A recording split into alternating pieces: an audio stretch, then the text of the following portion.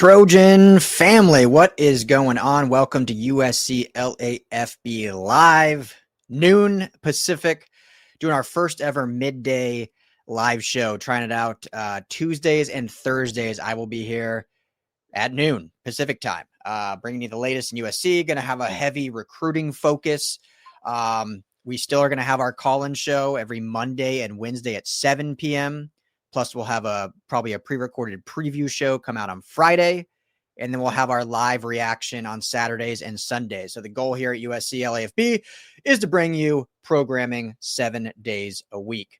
So we'll see how this goes, but I'm super excited about it, and hopefully we get a lot of you in here and hang out and have some fun. So today on the docket, little recruiting update, or I should say kind of big recruiting update. There's some, chatter about Chris Henry at Mater Dei, chatter about Mark Bowman at Mater Dei. There's been a crystal ball prediction put in for a 2027 prospect for USC. There is a massive list of visitors going to be at the Michigan game at the Coliseum on Saturday. I mean, if we thought Michigan State's visitor list was massive, this one is like double it. They're going to take like half the stadium. So another tremendous job by Lincoln Riley, Chad Bowden, and the entire recruiting staff. So we'll kind of talk about that. And then something I want to do every Tuesday. And so this one will be a little different, but every Tuesday I want to take viewer comments and kind of chat through them. So shout out my good buddy, Trojan Blade. He does an episode of this on his channel. And so we're going to do something kind of similar. And, for now, I'm kind of just pulling comments from some of our past videos. And, but in the future, I'll probably make a thread where anyone can ask anything. But, we do the call-in show. The whole goal is just more engagement, more interaction with the Trojan family as we kind of continue building this LAFB community. So let's get logistics out of the way. They are good friends, though. If you have not heard of Sleeper yet, you should if you watch this show, because they're our title sponsor for the entire season. Go download the Sleeper app today, #1 sports app. When you go to make your first deposit, make sure to use our promo code USCLAFB. It's going to get you a $100 match bonus. Oh, and right now, they're doing a $20 free entry for any new users. No deposit needed. Just giving you $20 free. So what are you doing? Go and download the Sleeper app today. It's great for season-long fantasy, but it's a blast for the daily fantasy you can do. It's like a pick 'em. Pick 2 to 8 players in any league across any sport. Just pick more or less. So if you're a Dodger fan, more or less home runs for Shohei, more or less runs, bases, strikeouts for Yamamoto, pitching, hopefully wrapping the series up tomorrow. So check out Sleeper today. Tell them USC LAFB sent you. All right, let's get into recruiting stuff. So where do we want to start? Let's go with crystal ball first, right? So 2027 class, no commitments yet. They will be coming. I said this, I think, on a previous show, but I think this time last year is when USC, they already had a couple 2026 commits, or excuse me, 2025 commits. No. Yes, 2026 commits, because I'm talking about the next year. They had a couple in that class. I think Braden Jones was one that came around this time last year, but they really only 2 or 3 came in season. And then we saw them in the spring, especially after Chad Bowden was hired. Then they just started knocking out of the park and getting that. So I expect the same this year, especially with a more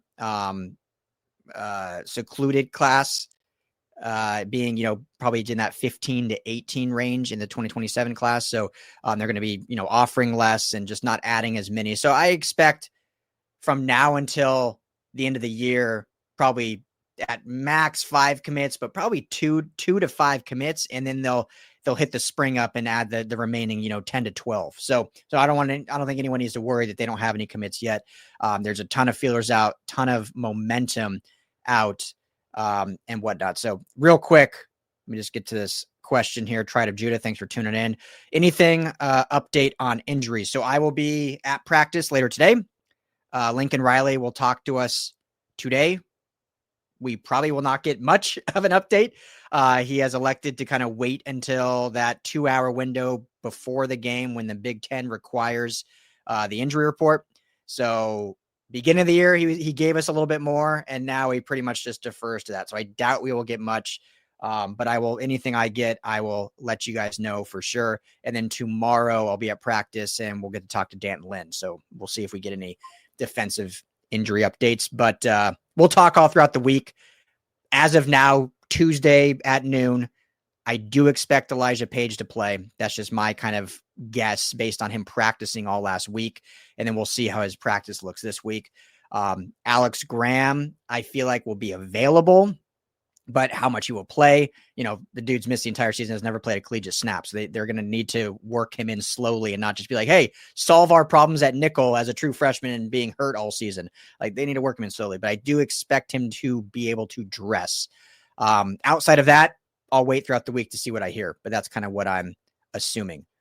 And then I'll get to more of these questions here later on in the show so we can just knock out this recruiting stuff. Thanks everyone for jumping in, hanging out. So yes. So Crystal Ball came in last night from Blair and Gulo of 24/7 Sports, put in a crystal ball for safety Khalil Terry, 4-star out of Tustin, local kid, to commit to USC.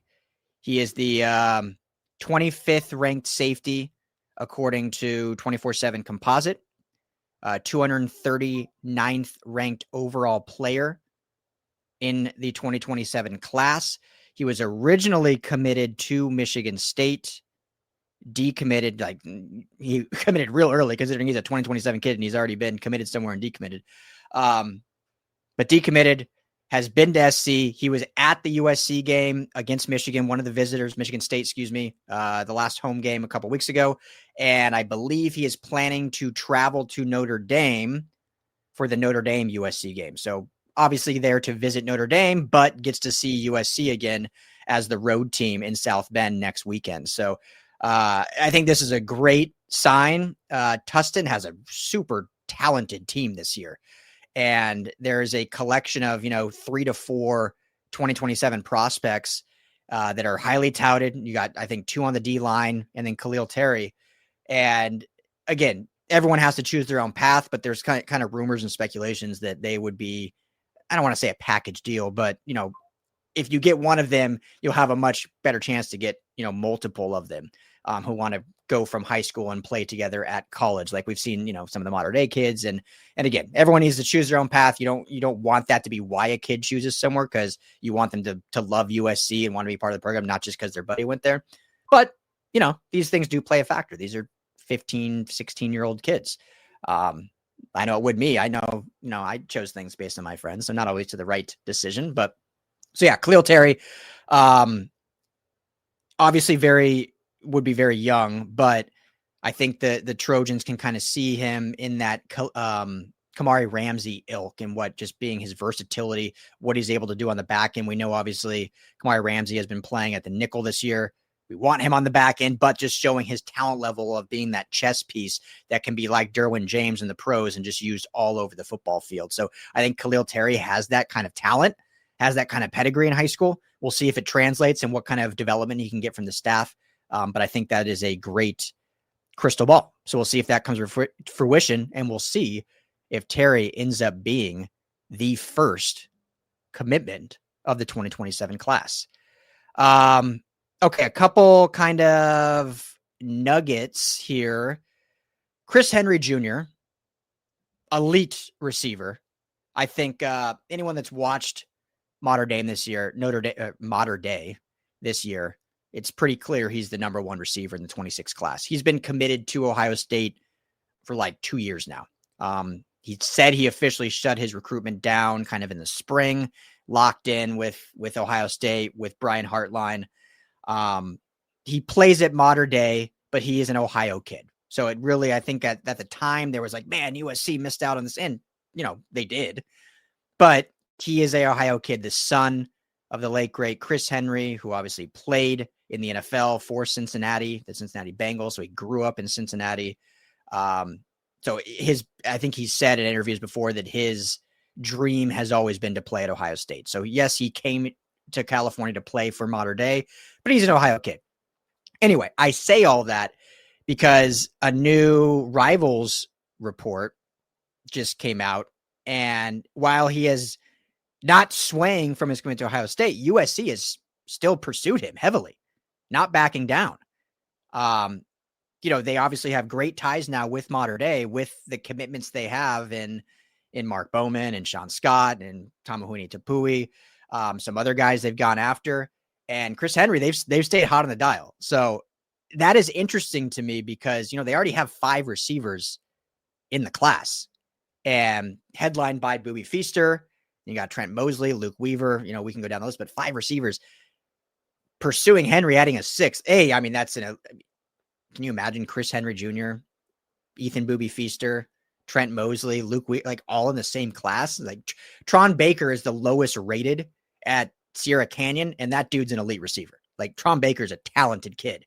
So you have 6. I don't know how that would work in today's kind of college football of, hey, I need to play now. I'm not going to sit and develop.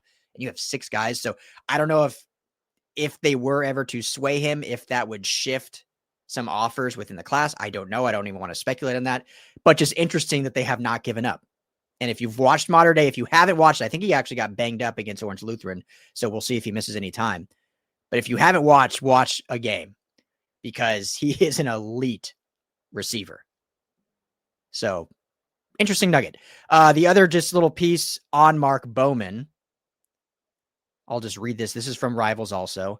There has not been a ton of pressure from any schools coming after Bowman, especially after he committed to USC in May, but many programs are not giving up just yet. Texas, Ole Miss, 2 teams to watch. Oregon keeps talking to Bowman's parents, and Georgia, who was a big player before he committed. I mean, Georgia and Texas were probably the biggest players with Oregon and Ole Miss behind. But all indications are, barring a collapse at USC, there's 0 chance of him flipping. So he seems very locked in with USC. Lincoln Riley and Chad Savage were at his game at the Mater Dei Orange Lutheran game on Friday. Worked out great for the buy. So they were able to see Bowman, able to see Tapui, able to see Sean Scott, able to see Chris Henry, whoever you want to go down the list of that. So yeah, he's still locked in. Obviously teams are going to go after you when you're the number 1 tight end in the country. And he's having a very good season in a loaded offense that there's games if you watch where it's like, they just aren't like targeting him and you're like, target him more. Cause when they do, good things happen. Like he is a special player, a special tight end. And I think when you see what USC is doing offensively this year, specifically with the tight end position, not only is he locked in because of, the coaching staff, because of Chad Bowden and his staff and, the NIL package and all that, but I think he can see like this offense is becoming more tight end centric in what they're doing with Lake McCree and Walker Lyons and the amount of targets they're getting. And he can even be, more than that. So I don't think there's any fear there. Things are looking good with Mark Bowman. That was just a little tidbit right there. Brian Jacob, 5 receivers are too many as it is. 3 is probably right for a number of reasons, but mostly you aren't going to keep all 5 happy. Signing the OSU commit only makes this worse. Yeah, I mean, it's interesting, right? Like you would never want to say no to such an elite receiver if Chris Henry starts to say, maybe I do want to stay out west. Maybe I do like USC. But yeah, it just seems like you then shift maybe away from some of the others. Obviously, everyone, 5 committed, no one signed. I love this receiver class. So personally, okay, let's just say it. You can't say no to Chris Henry. The dude is that good. I would just hate to see them then end up not getting. I just love the 5 guys they have. I think they all have a special role. Obviously, you'll see in the 27 class, I think they'll go like 1 receiver, if that. And we saw this kind of play out. It's been this way kind of multiple times now, right? Like the Mekhi Lemon, Jacoby Lane class was 4 receivers. Obviously, 2 ended up transferring. Then the very next year was just 1 with DJ Jordan. So, and then, this past year was 3. So I don't know. We'll see how it plays out, but yeah, it would be 5 is a lot. It'd be very odd to see 6. So, but a lot of work to do anyway. He's pretty locked in with Ohio State. So I don't think we need to worry about much of that as of now. All right, let's get into this list.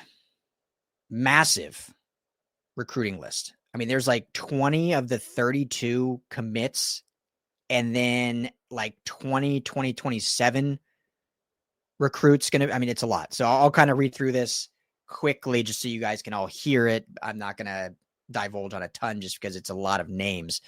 But of the 2026 committed class, you got Jonas Williams, quarterback, Kenai Pepe, offensive lineman, Mark Bowman, who we just talked about, Tamahuni Tapui. I mean, I keep saying Tapui might as well just live on campus already. The dude's there like every week, which I love. I mean, he just seems so fired up to be a USC Trojan. It's crazy to think he was committed to Oregon at one point. Like, he just seems like a USC lifer. Dude lives on campus already. Booby Feaster going to be there. That's big time. Braden Jones, who is one of the earliest commits of this class, going to be there. Brandon Lockhart, one of the having a great season for Sierra Canyon. I mean, he's a guy I think that's been underrated when you see how his senior season's going right now. And, he's still a top 10 corner in the class. I think he could be top 3. Dude, is this corner class USC has, especially if you think of RJ Sermons was originally part of this class with Elbert Hill and Brandon Lockhart and some of the other lower ranked guys, Madden Riordan, go down. I mean, it's a talented corner class, which obviously, as we see, USC needs to keep stacking that depth at the corner position. Trent Mosley, wide receiver out of Santa Margarita, is going to be there. Easton Tuffa, lineman out of Utah, will be there. Running back Sean Alston, who's having a monster year in the state of Ohio, will be there. Linebacker Sean Scott, wide receiver Luke Weaver, and wide receiver Tron Baker. And then you get offensive lineman Cannon Smith and Brett Collegier. Brett Collegier is killing it this year too with IMG. Him and Kenai Pepe, obviously teammates. Collegier is he's a body mover. When you think of people, which I don't agree with, but people calling USC soft, and I'm taking out the Illinois game, obviously that they did look soft in that game, but I don't think this is a soft team. Brett Collegier is like the anti-soft. Like, he will make that offensive line anything but soft. The dude just eats people. Like, he's a big size person, but he's not like as massive as some of these other offensive linemen, but he plays like he's bigger than he even is. So he's one of my favorite commits in this class, and just his leadership skills, his ability to play center or guard. So he'll be there. 3-star cornerback Peyton Dyer. He had a fantastic game. I think USC Trojans gave him like the defensive player of the week. They've been assigning these for their recruiting class. I think he had like a really nice punt return. So he's having a nice season. Another underrated recruit. Andrew Williams, edge, will be there. Joshua Holland, another corner, will be there. Offensive lineman Chase Denise will be there. Vlad Diakonov will be there, which is great. He's been the one name that people are like, if anyone does flip, is he the one? Because it was kind of thought he would go where Ryder Lyons goes, his high school quarterback. But I think as of now, everything looks great. He's having a nice season up north at Folsom. Another quarterback, Madden Riordan, also having a fantastic season with Sierra Canyon. I think he is underranked, should not be a 3-star. Dude's a 4-star, in my opinion. Probably, people might think I'm being biased, but I think he's a fantastic, fantastic player. And finally, offensive lineman John Fafita will be there as well. So, 80% of the 2026 class coming to town, baby. So that is great how fired up these kids are. And I think that's going to do absolute wonders, showing them in this atmosphere, sellout crowd, 4:30 kick at the Collie against Michigan. A beautiful Big Ten game. I think this is going to become one of the new good rivalries in the Big Ten between Michigan and USC. All right, let's look at the 2027 class. Tons of kids going, right? And this is a class that I have to get more up to speed on, guys. So I'm continuing to do research and learn about these players. I won't be able to provide a ton of insight. This is, Tom Loy of 24/7 Sports kind of put out this list. So shout out to Tom Loy and shout out to 24/7 Sports. So this is kind of based on their rankings, but intel of who's coming. And then I've heard some confirmations from people I've talked to as well. Zyron Forstall, 5-star edge rusher. He goes to IMG Academy. So he's obviously younger, but he's teammates with Kenai Pepe, teammates with Brett Collegier. I do think that helps. Right? When you have teammates committed to a school, they're going to get you fired up when you go visit with those teammates. I think that's a good recruiting tactic. We talked about it during the official visits in the spring about how tactical Chad Bowden was in the visitors coming for the OVs, but also how they combine them and certain ways. Like Luke Wafel, for instance, he came with all commits. It was him. He was the only uncommitted guy, and then 9 other 2026 commits. That was intentional. Absolutely. So visits like this feel very intentional. Obviously, it helps with the high school schedule as well. So number 9 overall player in the cycle, number 3 edge rusher in the country, Zyron Forstall. You know, Coach Henney and Sean Nua are going to be hot on this guy. I think that's a big one. San Diego safety, I believe he's teammates with Chase Denise. I believe they're at the same school, obviously both from San Diego, but I probably messed the name up. Honor Falaleve Johnson. He's the number 1 safety in the country. So you figure you can pair him with the potential commitment of the crystal ball Khalil Terry. You got 2 pretty solid safeties in this class right off the bat. Number 20 overall player. Defensive lineman at Sierra Canyon. Obviously, we know the connection that USC and Sierra Canyon is growing. Cassie Curry, number 22 overall recruit in the country, and the number 2 defensive lineman overall. 6'5", 315 as a junior right now.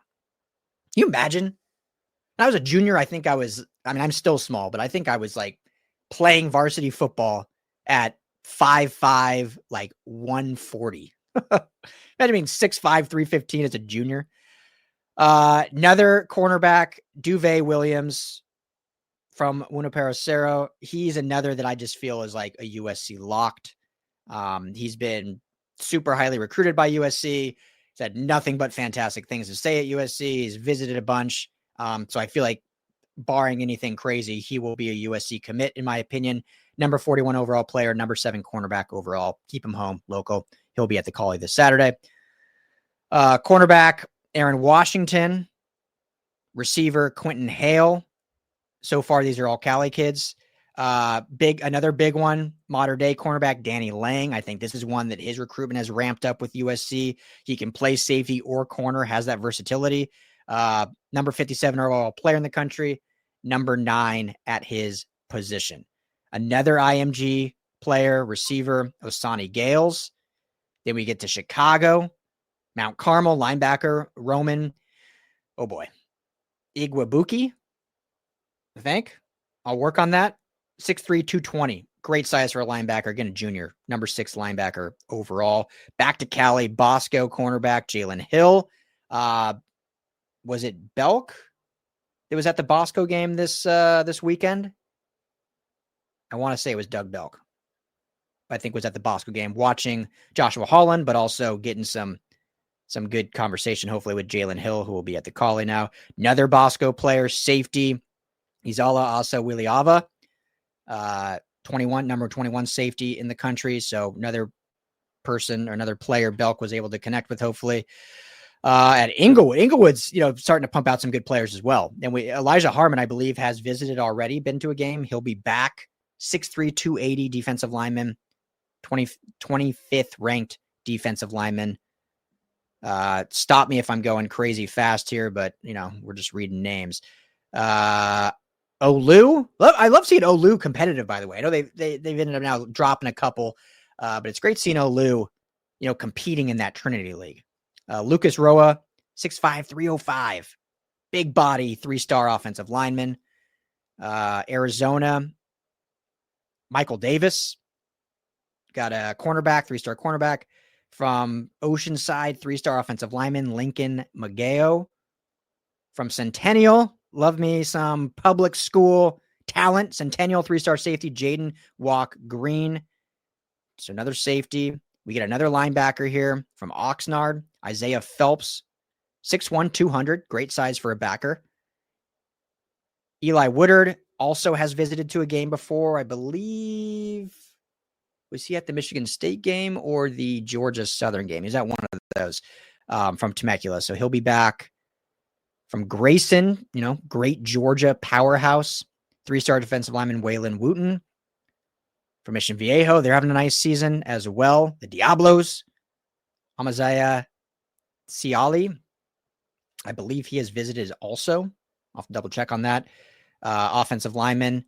And then finally, from the 2027 class out of the state of Ohio, great city of Youngstown, edge rusher Dominic Letlow, 6'4", 230. currently unranked, but one of these kind of hidden gem guys, I think, that does have some talent. And then from the 28 class, you got quarterback Donald Tarbin. He's the number 5 quarterback in the country. From San Diego, Gage Weddle, who's registered as an athlete, so can kind of play in different spots. Edge rusher Elijah Tua, 3-star receiver Roy Oliver III, and finally 3-star cornerback Karan Williams. Whew. So loaded amount of recruits going to be at the Collie this weekend against Michigan. So, absolutely incredible job from Chad Bowden and his staff.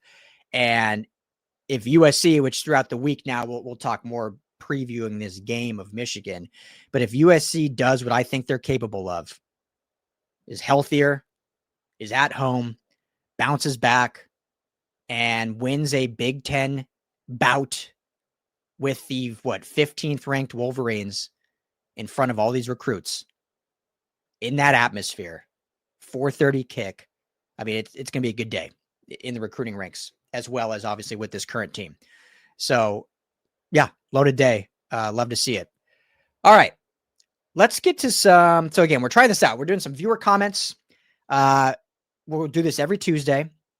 And I think in the future, as we build this up, this specific time slot, I'll start putting a post out where anyone can just drop whatever they want, and I'll rifle through all those. For this time, since it's the first time doing it, I just pulled a few from some past videos we have done.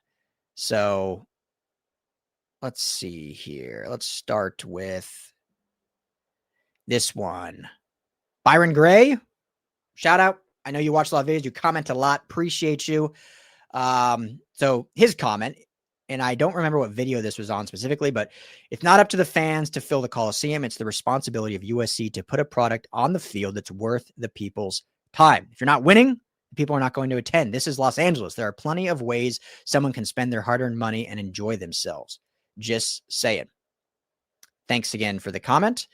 But yeah, that's kind of the mindset of LA sports, not USC fans. That's just kind of LA sports fans, whether it's Dodgers, Lakers, obviously Rams and Chargers have had an uphill battle since coming back. I think it's going much better, but yeah, that's just kind of the, in this city with all we have, and it gets overused probably, but with everything there is to do, you got to put a good product on the field.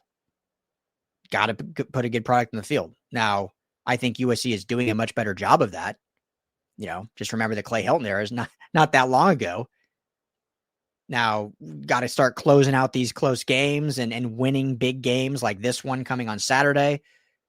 If you win this game against Michigan and you can go to South Bend and steal that game from Notre Dame, this place will be sold out every week. No question about it. So it's a different mindset, but it is also a city with so much opportunity, but also so many options to stray away. When you look at these small college towns, and I'm not saying this at any shade or anything bad, but it doesn't matter as much that the fans care. I'm not saying they don't care, but it doesn't matter as much if the team is good, because that's part of the lifestyle. That's kind of part of the culture of that town, of the fabric of some of those cities. We'll just talk Michigan specifically, Ann Arbor. Ann Arbor is a beautiful city in Michigan, but that's part of the fabric of Ann Arbor is the big house in Michigan. I believe USC is absolutely part of the fabric of Los Angeles. So let's not get that twisted, but so are 30 other things. There's just around USC, there's 5 different concert halls, 5 different concert venues just around USC's campus. And that's not even including downtown across the freeway, which then you got 4 more around LA Live. And that's just music. So USC is part of the fabric of Los Angeles, but so are 100 other things. Michigan's part of the fabric of Ann Arbor. And I'm not going to sit here and act like a Ann Arbor historian, but I'd venture to guess there's not a lot more. So thanks for your comment. Cam Life 1, appreciate you, brother. Seen you on here before. There's no way SC will be able to keep Longstreet and Jonas Williams on the same team as good as Maeva is playing, and he is staying one more year. That will delay Longstreet's trajectory and now a logjam. But first world problems for sure. They need to focus on bulk and speed at 1 and 3 techniques and speed and size at linebacker. So this was in reference to, I did a video last week about Jade Maeva as the bye week, a little speculation, a little fun. Will he be back next year or will he go to the draft? Now, obviously, we cannot predict that because a lot of that will depend on how the rest of the season goes. If he is a locked first round pick, he will probably go to the draft. If there is like, hey, you're a fringe first, second rounder, which I think he would be if the season ended right now, just because, small sample size, then maybe he comes back. And obviously with how good this team can be next year with what they are now, plus adding on, he can have that mindset of like, hey, I can lead this team to the playoff and potentially a natty and kind of ride off in the sunset and then go get drafted in the first round. So a lot of speculation there, but yeah, I hear you, Cal. I mean, it'll change. I personally don't, in my opinion, don't think that will deter Jonas Williams or Husan Longstreet. What I do think, and I've said this before, I don't see a reason for USC to really go after a 2027 quarterback. Now, you can't predict what these kids are going to do. And if you decide not to get a 27 QB and then Jonas Williams after a year decides to transfer, and this is all just a ton of speculation, hypotheticals, well, then you're kind of like, oh man, now we're back to where we were last year, right? Once Caleb left, you got Miller Moss, the incumbent. You had to hit the portal for a very raw Jaden Maeva. So it's hard to predict now with the portal, with NIL, but with USC's NIL operation now with Chad Bowden, it is a lot easier to kind of keep these guys locked in, at least from a monetary standpoint. Now, how you allocate money across your roster, do you want to be allocating a lot for a third string QB who needs to sit for 2 years? That's another story. But I don't think right now there's any fear of Jonas Williams not staying, even if he has to wait 2 or 3 years. That's just my opinion. We'll see, obviously. That'll obviously have a big effect. Next one here. Barry Fisher, my man. He is a member of the channel. So shout out, Barry. If you haven't, anyone watching, become a member. Or you can even go to LAFBnetwork.com and join our community there. Help support us here at the LAFB Network. Huge appreciation, obviously. But thanks anyway for just watching no matter what. Sorry, late lads. This is in reference to our live call-in show last night. Again, Mondays and Wednesdays, 7 p.m. call-in show. I go by what Coach Lynn has always said. First priority is to stop the run, and that especially holds true with Michigan. There's no guarantee we can do that even if we try. Tim's all over the right strategy. Take away the run and get a good lead. Yeah, we'll break down a lot of this game as the week comes. We did some last night. We are having a guest on. The Rivals and On3 Michigan reporter is going to join us. We had him on last year, actually, so he's great, fantastic insight. So he'll be able to kind of give us some more, intel on Michigan and whatnot than just what we see from our cardinal and gold colored eyes. But yeah, I mean, that Michigan's going to run the football. I mean, that is their offensive bread and butter, obviously with the true freshman quarterback. So USC has to prioritize stopping the run. And I've said it 4 times now, but make a true freshman quarterback beat you. Make Bryce Underwood beat you. Now, that's still a scary proposition based on what we've seen from the secondary. But still, for me, I'm stacking the box, and I'm putting some faith on the back end there. I don't want to die by 1,000 paper cuts and just let them run 8, 9, 10 yards every play and just methodically down the field, burn 7 minutes off the clock, and turn this into a 6 possession game for USC's offense, which is explosive. So get to a lead early for USC, which if USC wins the toss, I know there's a lot of chatter about this among the fan base. If they win the toss, I expect them to take the ball. Yeah, so we'll see how it plays out, but you got to stop the run. All right. Nature Guy 824. Caleb has the most arm talent of Lincoln's QBs by a long shot. I believe this is also in reference to the video I did on Jaden Maeva. I believe I said of all the QBs, I believe Jaden Maeva might have the most arm talent of all of Lincoln Riley's QBs. Now, I think I may have misphrased it. I still kind of believe that just when you watch him throw the ball, the effortlessness. But I think when you perpetuate arm talent, it's kind of like, all the different arm angles, what you're doing on the run. Like, no one was better than Caleb at that, right? I mean, what the magician thinks he was able to do. I think probably more what I was referencing is arm strength. When you just watch how effortless Jaden Maiava is, and as good as Caleb Williams is, like, I think Jaden Maiava has a stronger arm in terms of distance. I mean, how many times have we seen this season where, he's flat-footed in the pocket and just throws it 60 yards on a rope to Mekhi Lemon? Caleb Williams was fantastic, and his arm talent is unbelievable and unparalleled, but like, he didn't have that strength necessarily. He had to get into it sometimes. So, and this was not taking anything away from him, who I think Caleb Williams is he's proving the NFL. I don't know. People out there saying he's a bust, or they just don't watch football. The dude's having a great career so far, 2 years in. He's been playing great. I mean, he's done things that no quarterback's ever done with his like TD to interception ratio. So, but yeah, I think I was more probably meaning arm strength and probably misspoke. But I love what Jaden Maiava's arm talent is regardless. Final one here. B22 Stinger, I believe, is what this name is. This kind of forecasting reminds me of preseason rankings. They still have half a season to go. I think it's wise to wait and have a full body work for making these kind of assumptions, in my opinion. And we still haven't seen any game tape of Longstreet operating the pass offense of this level, at this level. I guess I pulled a lot of comments from that Jaden Maiava video. But yeah, exactly. 100%. Totally agree. It was the bye week, having some fun, not trying to create any rumors or narratives necessarily, just kind of bye week chatter about our quarterback, who I think has had one of the best seasons so far of all quarterbacks. I think he is a top 3 quarterback in college football right now. But yeah, haven't seen Husan Longstreet fully operate the offense. We know what he can do with his legs, his athleticism, but how he is as a true passer, we will want to see kind of as things go on. So there you have it. There is the final of the comments. Like I said, moving into next week, I'll put up a post for all of you to drop some comments in. But I think that'll do it. I mean, first midday live show, had a great showing, guys. This is amazing. 300 plus people in here watching. This is gonna be fun. So every Tuesday, every Thursday, I will be here at noon. Tuesday will probably be more of a recruiting heavy with the viewer comments.